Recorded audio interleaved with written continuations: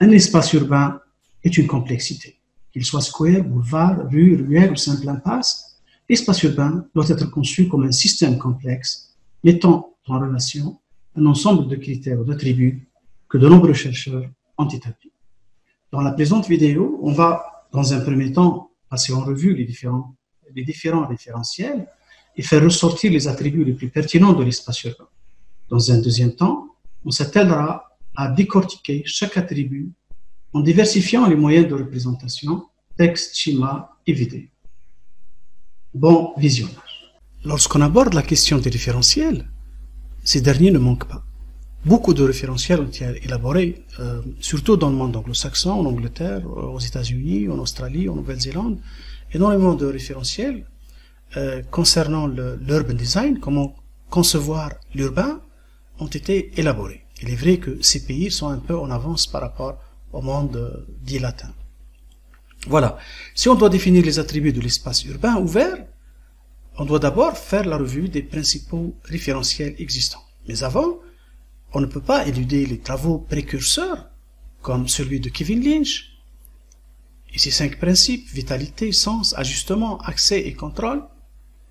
Il n'y a qu'à voir son ouvrage de 1991. Le travail d'Apleyard et Jacobs en 87, qui stipule que les rues et les quartiers habitables doivent être habitables avec des activités intégrées et enclos. C'est déjà les prémices des attributs à venir. Mais le véritable travail exhaustif dans un manuel de conception urbaine a été le travail de Bentley et ses collègues d'Oxford Polytechnique en 1985, qui ont élaboré 7 attributs dans un premier temps en 1985, qu'ils ont par la suite réduits en 90 avec l'avènement du développement durable, etc. Mais ces attributs restent d'actualité et sur lesquels je vais revenir et auxquels je vais consacrer toute une vidéo avec, bien sûr, l'application au bout. By Design annonce aussi une série d'attributs comme le caractère, la continuité, l'enclosure, la qualité du domaine urbain, la facilité de mouvement, la lisibilité, l'adaptabilité et la diversité. Vous voyez qu'il y a déjà une variété. Carmona et Al, en 2003, ont essayé de regrouper les principaux référentiels. Donc vous pouvez voir, parmi eux, il y a justement le travail de Ian Bentley, Michael Howe, the Commission of European Community, etc. Un certain nombre de noms connus, donc qui ont travaillé sur des référentiels ou des attributs des espaces urbains ou de conception urbaine tout court. Et lorsque on examine de près chaque liste d'attributs, on voit qu'il y a des éléments quand même qui se répètent, des concepts qui se répètent. Par exemple, la diversité, la variété, la mixité, c'est la même chose, c'est pratiquement la même chose. Le mixed use, et tout ça, ça veut dire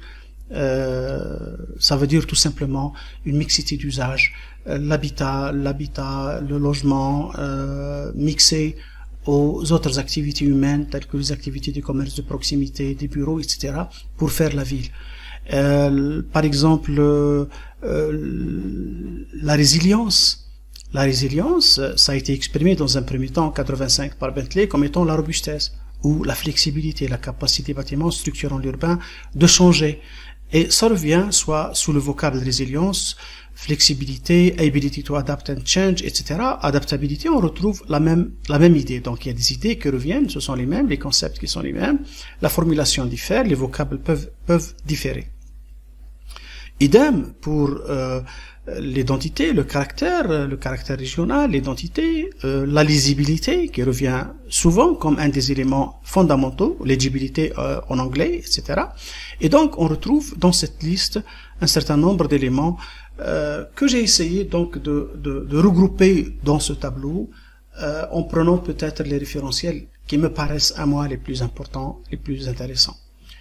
Et j'ai pris donc Bentley, que je considère comme une référence incontournable, Urbed, le travail de 97, Evans, Project for Public Space 99, By Design aussi, et English Partnerships. Je considère que ces 6 référentiels sont des référentiels de base incontournables qu'il faudrait étudier. Et donc, la majorité d'entre eux, ils insistent sur des concepts bien clairs. Si je prends les concepts avancés par Bentley déjà en 85, la perméabilité, donc perméabilité, j'ai laissé les concepts dans leur langue d'origine, l'anglais. Donc, perméabilité, ça veut dire tout simplement l'accessibilité. L'accessibilité et la perméabilité sont deux concepts très proches, comme on va voir tout à l'heure. Et donc, soit on dit perméabilité, soit on dit access and linkage, soit on dit ease of movement, soit make connections, faire des connexions. Tout ça, ça revient à un problème d'accessibilité, de perméabilité. On parle de perméabilité lorsque un quartier permet aux gens d'emprunter différents itinéraires pour aller d'un point A à un point B. Par exemple, pour l'enclosure, qui est un concept aussi très important, et donc c'est la structure physique qui englobe l'espace urbain, qui le clôt, qui le structure, ça c'est très important, c'est même crucial, soit la rue, soit la place, etc. C'est un facteur très important, qui malheureusement n'a pas été cité par tout le monde. La variété, la mixité des usages, la lisibilité, un élément fondamental, et qui est exprimé aussi par readability, c'est-à-dire que facilité à lire. Un espace urbain doit être facile à lire. La robustesse, j'en ai déjà parlé, donc c'est la résilience, l'adaptabilité, la flexibilité. Richness, c'est-à-dire sense of place, le sens du lieu, qu'on appelle aussi caractère, distinctiveness, etc. Et puis convenience, personalization. On peut rajouter d'autres facteurs ou d'autres attributs à cette liste importante. Si je prends quelques attributs et je les explique, je commencerai par accessibilité spatiale et perméabilité. Pourquoi j'ai mis accessibilité spatiale à côté de perméabilité? Parce que je considère que les deux concepts sont très proches. L'accessibilité est définie comme la facilité plus ou moins grande avec laquelle on peut accéder à un lieu à l'aide de moyens de transport. Et donc, en plus de la commodité de l'accès et la dimension physique, l'accessibilité ne peut se passer de ces autres dimensions telles que le visuel, le symbolique, le live frontage, la présence des gens, des signaux divers, etc., qui incitent les gens à accéder à un espace ou aller vers un espace. C'est très important. Donc l'accessibilité se décline en termes physiques et en termes ludiques, symboliques, etc. La perméabilité, c'est à peu près la même chose, sauf que la perméabilité, elle a un rapport important avec la taille des îlots. Si vous avez un îlot gigantesque, très important, très grand, là, vous ne risquez pas de parler de perméabilité. La perméabilité devient difficile, c'est-à-dire que si je dois me déplacer, je dois contourner cet énorme pavé pour aller d'un point A à un point B. Et donc, partant de là, la perméabilité est dite d'un tissu urbain facile à traverser. Il prend principalement en compte la longueur des blocs, la longueur des îlots, et le nombre de rues connectées sans issue. Si vous avez un nombre de blocs réduit, avec des tailles de blocs, enfin d'îlots moyennes ou réduites, votre tissu est perméable. La perméabilité favorise pour les promeneurs la liberté de choisir leur chemin. Parce que l'on sait que maintenant, tout le monde, dans ce retour à la ville, que tout le monde encourage sous les coups de boutoir du développement durable, il est important d'encourager la marche. D'ailleurs, on a inventé un nouveau concept qu'on a appelé marchabilité, ou de l'anglais walkability, c'est-à-dire la capacité d'un espace à encourager les gens à marcher. Pour que les gens marchent, il ne faut pas qu'ils s'ennuient, il ne faut pas que ça leur paraisse interminable. Il faut qu'ils trouvent des activités tout au long de ce parcours de marche, des activités ludiques, symboliques, fonctionnelles, etc. Donc, c'est complexe, c'est important, mais la perméabilité, c'est l'élément numéro 1 par lequel il faudrait commencer. Comment la mesurer? Il n'y a pas beaucoup de choses dans la littérature. Bentley la mesure de manière beaucoup plus visuelle, mais en cherchant, on peut trouver que, par exemple, certains auteurs ont pris 100 mètres linéaires comme étant une longueur d'îlot tout à fait raisonnable, de 100 à 150. Au-delà, l'îlot devient important, devient trop grand pour qu'on puisse marcher, et la perméabilité elle diminue à partir de ces tailles-là. Voilà, grosso modo. Et pour bien situer cette histoire de perméabilité, j'ai mis ici un dessin de Bentley qui met côte à côte deux tissus, pratiquement un tissu, celui de gauche, composé de petits îlots et donc avec énormément de rues, de connexions, etc., et qui est normalement perméable. Celui de droite paraît ne pas être perméable parce que vous avez plein de chemins sans issue, de rues sans issue, de contournements, etc. Et seules les grandes rues qui l'entourent paraissent perméables. Et donc, on peut dire, sans risque de se tromper, que le tissu de gauche ou le quartier de gauche est un quartier perméable, celui de droite, non, il n'est pas perméable. Mais on va voir ça avec plus de clarté dans la vidéo qui va suivre. Pour la perméabilité, c'est facile à démontrer. Donc, nous allons prendre l'exemple de deux groupes d'îlots, de deux quartiers, et supposons qu'on veuille aller du point A au point B. Dans le groupe de gauche, les itinéraires sont plutôt faciles, c'est-à-dire qu'on a plusieurs choix, beaucoup de choix pour aller d'un point A à un point B, parce que les tailles des îlots sont relativement réduites et la perméabilité est favorisée. Voilà, donc on a beaucoup de choix.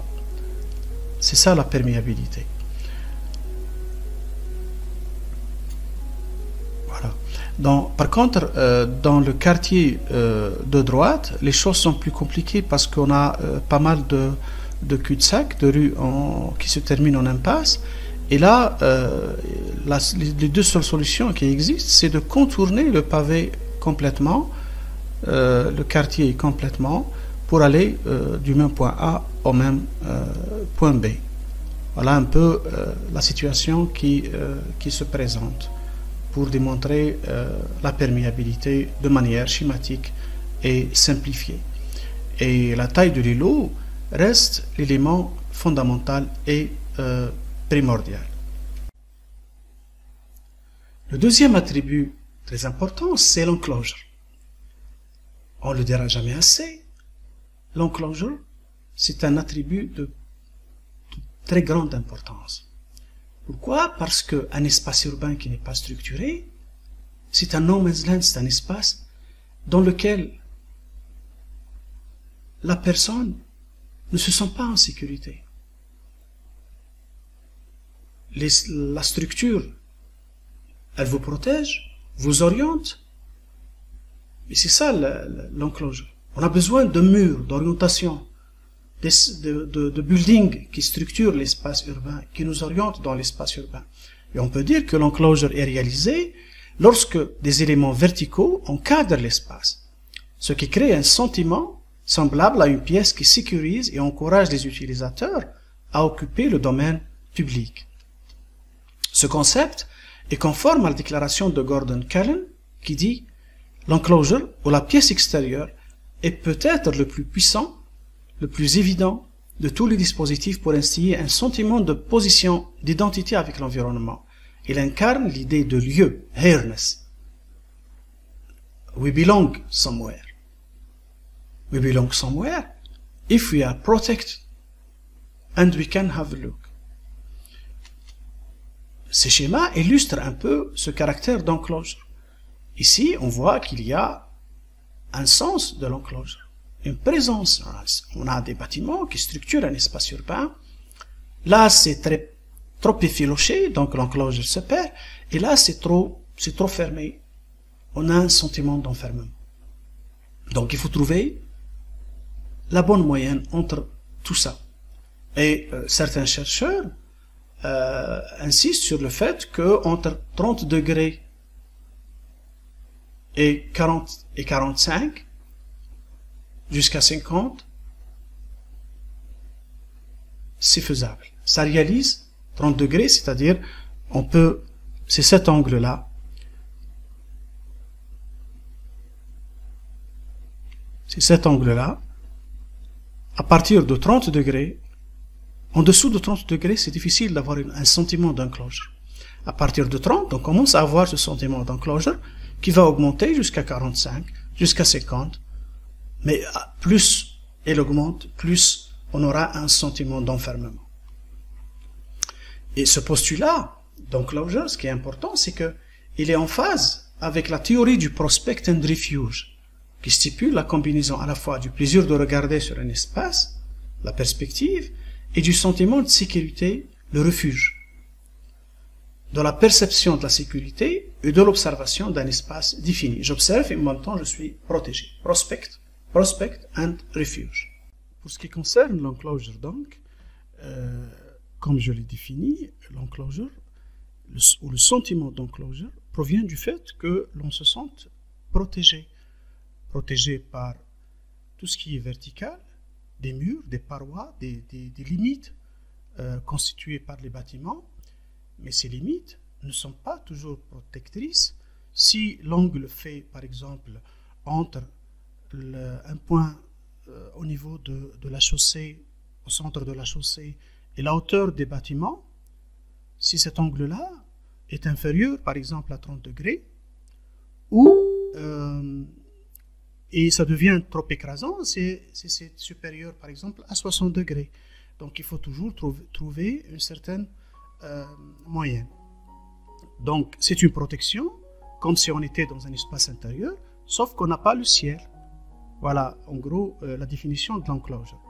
Et cet angle-là, l'idéal serait un angle de 45, à peu près, considéré à partir du centre de la chaussée. Ça, c'est l'idéal. Dans la réalité, la situation change. Par exemple, dans ce tissu large constitué de bâtiments collectifs, cette voie est très large. Et si on calcule l'enclosure, on trouve, par exemple, qu'elle est juste égale à 30 degrés, c'est-à-dire qui correspond à la limite inférieure de l'enclosure, de la présence d'une enclosure. Dans cet autre tissu, très large, l'enclosure disparaît totalement par le fait que les bâtiments sont éloignés et protégés par des clôtures. En plus de la chaussée, donc si on calcule l'enclosure, on la trouve bien sûr inférieure à 30 degrés. On ne peut pas parler d'enclosure dans un espace comme celui-là. C'est beaucoup plus une route, un chemin, plutôt qu'une rue. Voilà. Troisième élément important, c'est la mixité d'usage et le live frontage. Certains auteurs séparent entre mixité d'usage, la mixité, c'est-à-dire mixer l'habitat, le logement, les bureaux, les commerces, etc., les équipements de loisirs, tout ça, ça fait un mix ensemble. Et le live frontage qui concerne uniquement le rez-de-chaussée animé des bâtiments. Moi, je les ai mis ensemble parce que l'un n'allant pas sans l'autre. Bentley parlerait de variété. La mixité d'usage est donc définie comme un type d'urbanisme qui mélange les usages résidentiels, commerciaux, culturels, institutionnels ou de divertissement en un seul espace.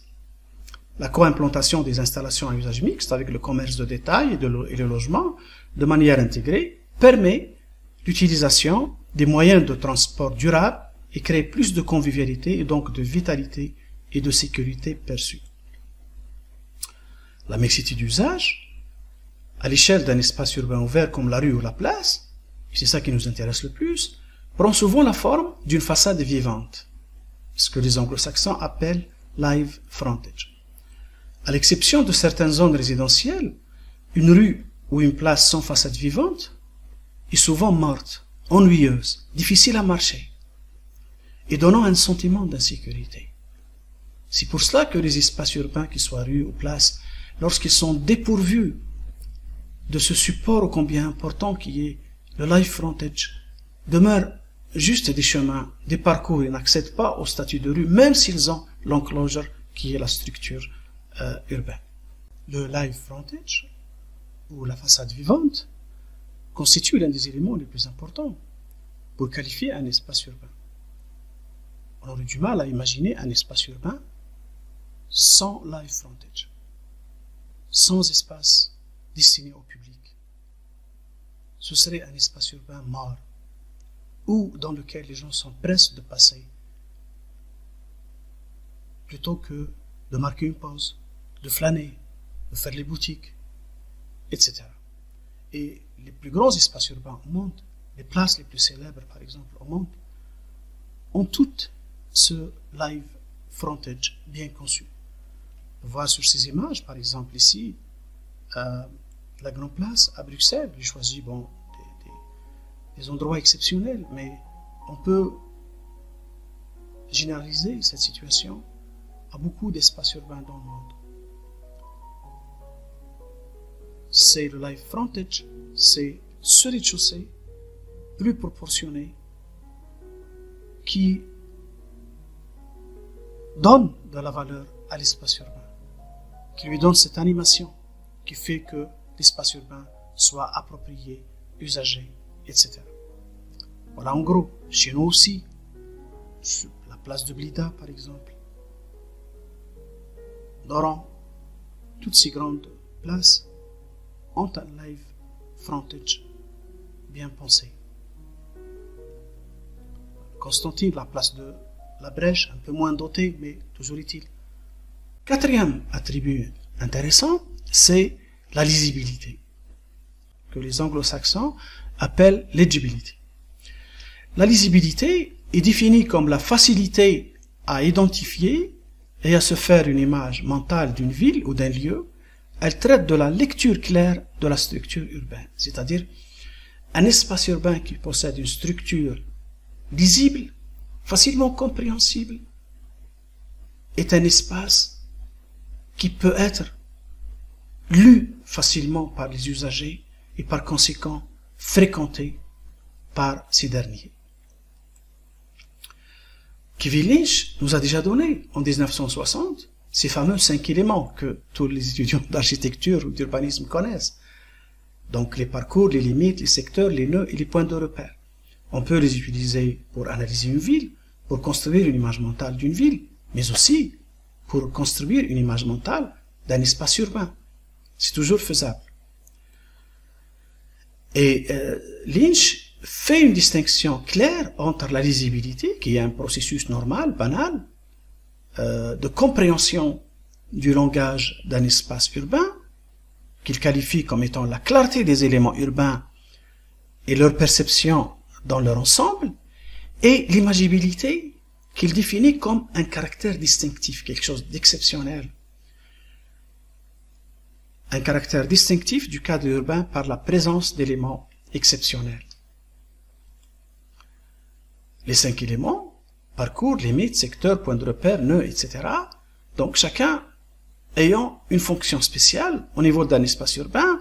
Par exemple, le parcours, il sert à la mouvance, à mouvoir, à accompagner.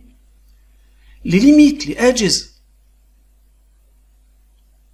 qu'on a définies par l'enclosure, servent à structurer, limiter, orienter, diriger. Le secteur, au niveau de la ville ou des quartiers, sert à définir des zones homogènes, à délimiter ces zones, que ce soit par la couleur, la texture, les matériaux, les usages, les activités, la topographie, etc. Les points de repère, ce sont des points exceptionnels qui servent à orienter. C'est une rue, pour reprendre des exemples de Morris ou de Ruskin, est toujours ponctuée au niveau du fond de la perspective par un clocher ou par une mosquée ou par un élément exceptionnel. Cette rue-là aura plus de caractère et sera plus lisible. Enfin, les nœuds servent à nous repérer, à nous identifier, à nous imager. Et là aussi, la vidéo suivante illustre bien ce concept de lisibilité. La lisibilité d'un espace urbain, d'une place, d'une rue, est un élément très important pour l'identification, pour que les gens s'identifient à cet espace, pour qu'ils se l'approprient et pour qu'ils l'utilisent. Voilà, la lisibilité, c'est en des termes simples, la clarté, la compréhension facile de cet espace urbain, la compréhension de ses composantes. Et pour un architecte, pour un designer, pour un urbaniste, pour un concepteur, cette compréhension passe par la schématisation facile de ces différentes composantes, c'est-à-dire les parois, les éléments verticaux qui composent l'espace urbain, les éléments horizontaux qui doivent être clairement définis, ce qui est piéton, ce qui est mécanique, le live frontage ou la façade ouverte au public, constitué de magasins, de cafés, d'autres espaces de loisirs, doit être aussi bien délimité, bien clair. Le fond de perspective il doit être bien clair. Et puis, s'il y a des éléments de repère très importants, enfin, on se remémore toujours les fameux 5 éléments de Kevin Lynch, c'est-à-dire des limites, des repères, des parcours, etc. Voilà, en gros, la lisibilité. J'ai choisi pour illustrer une vue d'Oxford Street, donc une avenue célèbre à Londres. Et donc cette avenue, c'est une avenue très très fréquentée, déjà parce qu'elle est située en plein centre et parce qu'elle possède toutes les caractéristiques qui en font un espace urbain de qualité. Et voilà, donc dans ce public realm, donc les choses sont claires, les délimitations, on peut délimiter facilement les buildings, les parois verticales, des bâtiments qui constituent l'enclosure et la renforce. Différentes strates apparaissent facilement, ce qui est donc du domaine des bureaux ou des logements à partir du R+1 jusqu'à la toiture qui est finie et marquée différemment. Des éléments de repère comme ce building historique spécifique et qui résout un problème d'angle à ce niveau-là. Donc la définition est très claire.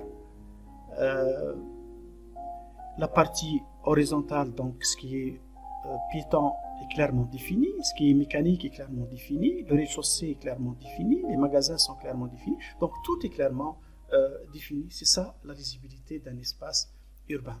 C'est-à-dire qu'on ne se sent pas perdu, on le lit facilement, on le lit avec facilité. Voilà. 5e élément, le caractère, élément combien difficile à comprendre. L'étude du caractère, c'est l'étude de certains traits particuliers d'un public réel. Il est défini comme étant ce qui rend un environnement urbain distinctif et unique et donne à un lieu sa propre identité. C'est un peu phénoménologique. Qu'est-ce qui rend un lieu différent d'un autre?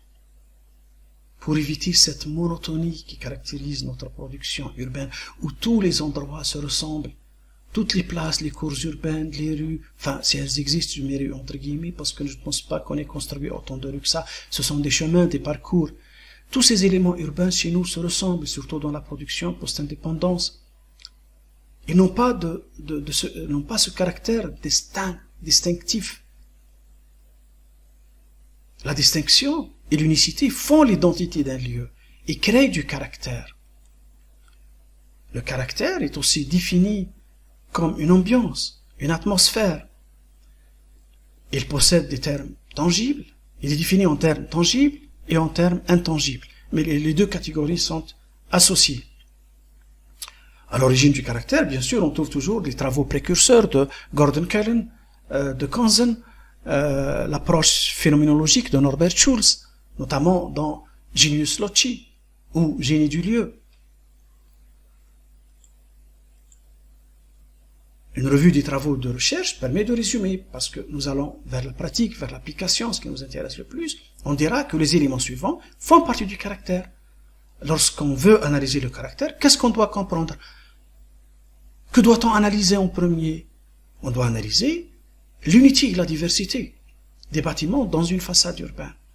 Est-ce qu'il y a une diversité et malgré cela, il y a une certaine unité qui se dégage? Malgré la diversité des styles. Le toit, comment il est conçu? Est-ce qu'il y a une unité dans la conception des toits? Est-ce qu'il y a un mobilier urbain approprié qu'on ne trouve pas, qu'on ne trouve nulle part? Est-ce qu'il y a des éléments saillants, des encorbellements, des petits balcons qui ont une architecture ou une architectonique particulière? Est-ce qu'il y a une identité régionale, physique, climat, forme particulière, modèle de construction locaux, matériaux locaux, un style vernaculaire? On n'est pas obligé d'avoir tous ces éléments réunis, mais on peut en avoir quelques-uns. Et ces quelques-uns, s'ils existent, ils font le caractère. On peut dire aussi que les aspects tangibles du caractère sont l'unité et la diversité, la conception de la toiture, les éléments saillants, l'identité régionale, le mobilier urbain localement distinctif. Pour vous aider à mieux comprendre le caractère, j'ai fait une petite expérience d'analyse d'une rue de ma ville d'enfance, dont j'ai essayé d'analyser le caractère et comment ce caractère est perdu, comment il a été défiguré aujourd'hui. Vous voyez. Pour le caractère, nous avons déjà vu au niveau de la partie théorique qu'il constitue l'ensemble des éléments, style, unité et diversité des façades urbaines, traitement des éléments saillants, les matériaux, les éléments participant au caractère local ou régional, comme la conception des toits, etc. Tout ça constitue en fait le caractère. Le caractère, c'est difficile et c'est facile à la fois parce que il faut partir d'un constat, il faut travailler des subtilités, des éléments distinctifs, des éléments distinctifs qui donnent ce caractère spécial à un lieu. Et pour illustrer ça, j'ai pris l'exemple d'une carte postale ancienne qui illustre une rue, dite rue des Mozabites, dans la ville de Ain al-Bayda. Voilà, cette rue, je l'ai prise parce que je constate qu'elle a un caractère vraiment spécial.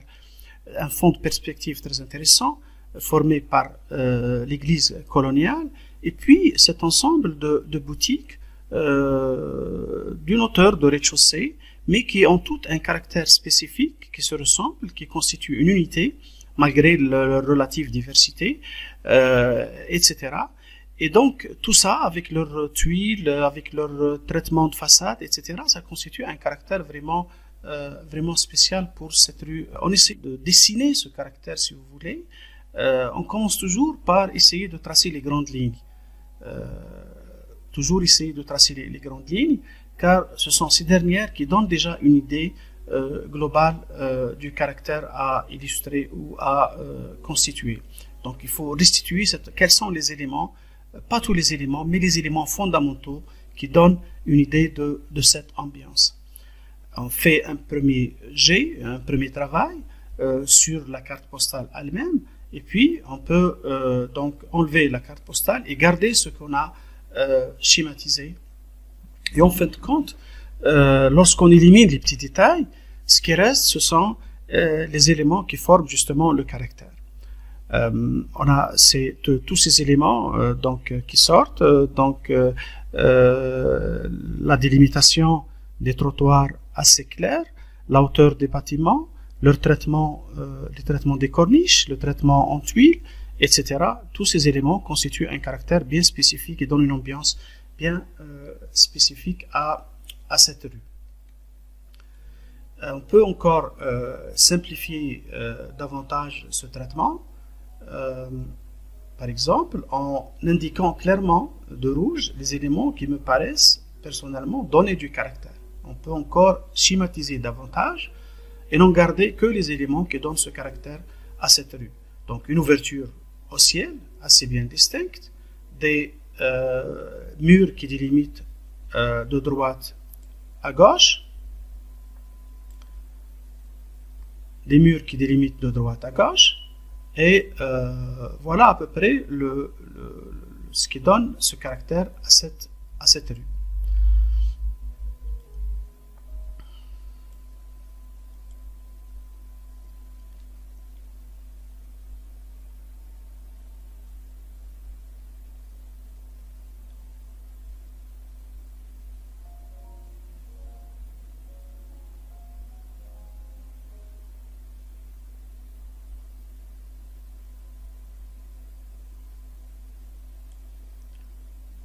Si on essaie maintenant de deviner, de faire une sorte de saut prospectif dans le futur c'est-à-dire maintenant, avec toutes les modifications qui ont été introduites, on aurait pu garder le caractère, parce qu'on peut imaginer, par exemple, à ce niveau-là, une construction à 2 voire à 3 niveaux des deux côtés, mais on aurait gardé donc la même perspective, le même caractère si on avait respecté des détails très simples à respecter, très simples à respecter. Par exemple, on peut faire ce scénario et garder le fond de perspective et le caractère n'aurait pas été perdu pour autant. Le schéma simplifié de ça, c'est de garder l'alignement, de ne pas introduire trop de changements, même si on partait en hauteur à 2 voire à 3 étages, le caractère aurait été sauvegardé.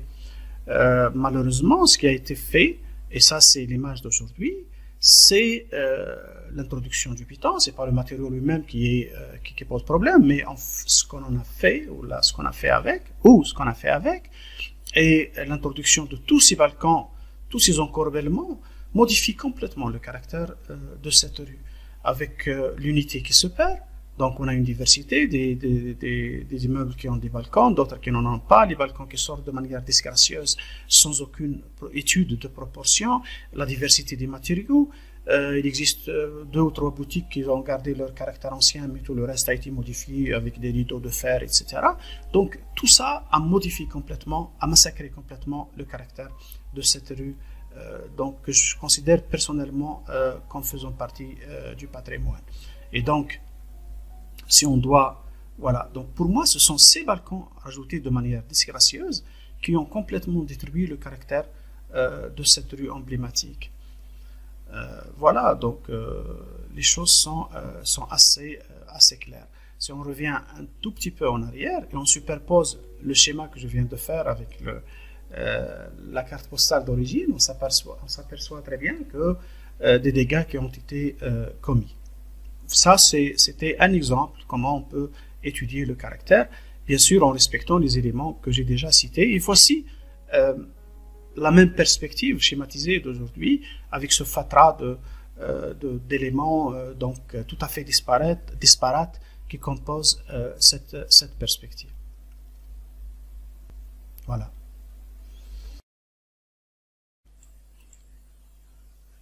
La résilience. La résilience a été introduite une première fois par Bentley en 1985 sous le vocable robustesse, c'est-à-dire que les îlots, les bâtiments qui structurent la ville, qui structurent l'espace urbain, s'ils sont robustes, c'est-à-dire tout simplement flexibles, s'ils peuvent changer d'activité sans pour autant être démolis, ils ne peuvent que procurer plus de puissance à l'espace urbain, à la rue, à la place qu'ils encadrent. Avec l'avènement du développement durable, le terme a été changé vers résilience, qui signifie résistance, adaptation et changement, sans pour autant perdre son caractère. Cela signifie qu'un lieu est résilient s'il a la capacité de changer et de s'adapter aux nouvelles conditions sociales, technologiques ou économiques. La vidéo suivante illustre un petit exemple que j'ai essayé de faire avec Sketchbook. Le live frontage est important, je l'ai déjà expliqué. Mais pour que ce live frontage reste vivant, animé, changeant, obéissant, si vous voulez, à la loi du marché, à l'offre et à la demande, il faut qu'il soit résilient. Il faut qu'il soit robuste ou flexible, si vous voulez. C'est-à-dire, il faut que les espaces changent d'activité, sans pour autant structurellement changer ou sans qu'on ait besoin de tout démolir. C'est ça la résilience ou la robustesse telle que la qualifie Ian Bentley.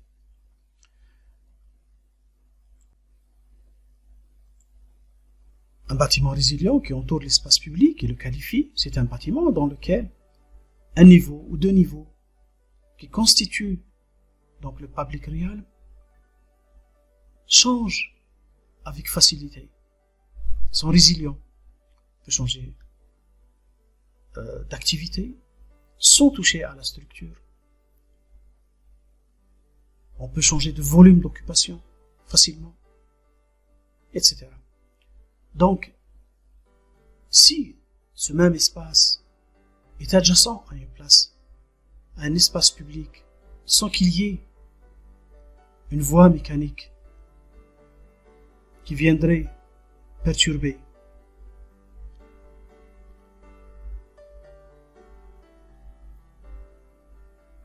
Cet espace, par exemple, donne sur une place, sans qu'il y ait une voie mécanique qui viendrait perturber, ça le qualifie encore plus.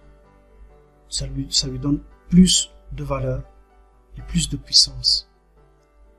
La présence de véhicules, de voies mécaniques entre le bâtiment structurant l'espace public et l'espace public lui-même diminue des possibilités d'extension, diminue de la fréquentation et influe sur l'usage. Enfin, septième attribut et dernier, aucun espace urbain ne peut être considéré comme réussi si, malgré la présence de l'ensemble des attributs, le public boude. Si le public boude, ça veut dire qu'il y a un problème. Même si on a répondu à un cahier des charges qui inclut l'ensemble des éléments dont j'ai parlé avant. Si le public ne suit pas, c'est un échec. Et donc, les usages de l'espace, c'est un élément très important. La présence du public est le critère le plus incontestable du succès ou de l'échec d'un espace urbain ouvert. De plus, la présence de personnes dans un espace urbain ainsi que la configuration de l'espace aide à attirer d'autres personnes à fréquenter l'espace. Enfin, et au-delà des considérations d'âge et de genre, cette pratique se divise en deux grandes catégories. Il y a des activités dynamiques, plus en phase avec les rues, les boulevards, les avenues, contrairement à ce que j'ai écrit, et des activités statiques, plus liées aux places, aux squares, aux piazzas, aux plazas, etc. Voici, globalement, les attributs que je considère comme les plus importants, que j'ai essayé d'expliquer, de vous expliquer. Dans notre prochain cours, on prendra un référentiel, on prendra celui de Bentley, qu'on essaiera d'appliquer sur terrain, d'appliquer ensemble sur terrain. À la prochaine.